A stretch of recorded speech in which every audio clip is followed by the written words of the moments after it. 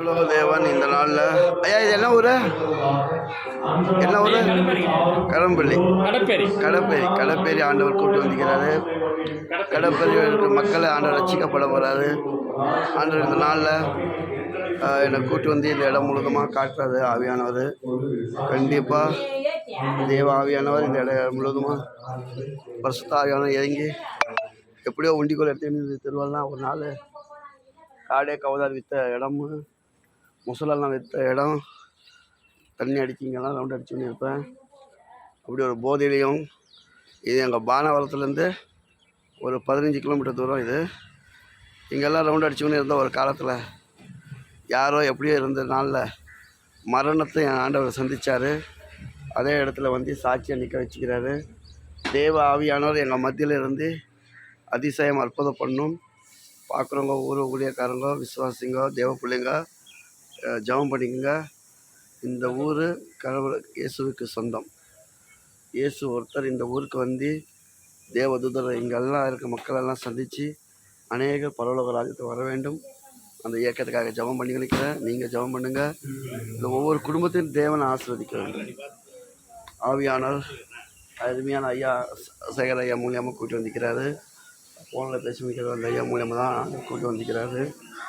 பரிசுத்த ஆவியானவர் இங்கே வந்து அசைவாழ்த்தும். ஓ சோத்ரம் சோத்ரம்.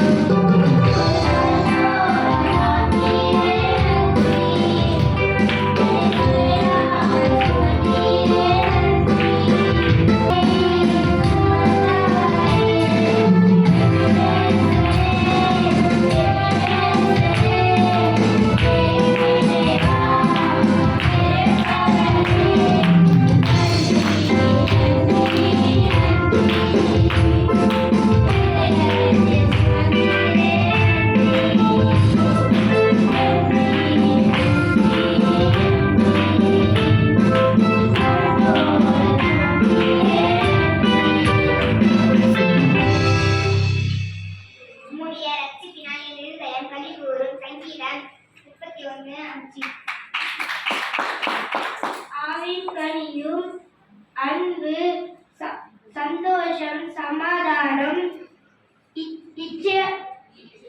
நீடிய பொறுமை, தயவு, நற்குணம், விசுவாசம், சாந்த குணம், இச்சையடக்கம், இப்படிப்பட்டவைகளுக்கு விசுவாசம் விரோதமான பிரமாணம் ஒன்றுமில்லை. கலாத்தியர் 5:22-23.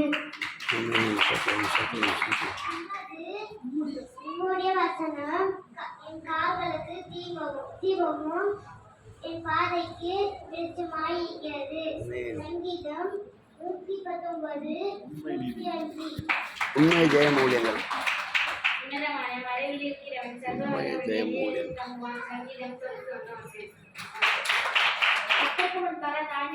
அப்போது அவர் உடை உயர்த்துவார். யாக்கோபு 4:10. நான் உனக்கு சொன்னதை செய்யும் அளவு உன்னை கைவிட மாட்டேன். ஆதியாகமம் 28:15. நான் உன்னை விட்டு விலகுவதும் இல்லை, கைவிடுவது.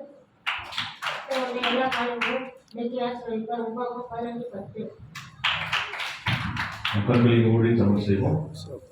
பிள்ளைகளுக்காக சபையால் ஜெபிக்கும்படி கேட்டுக்கொள்கிறேன்.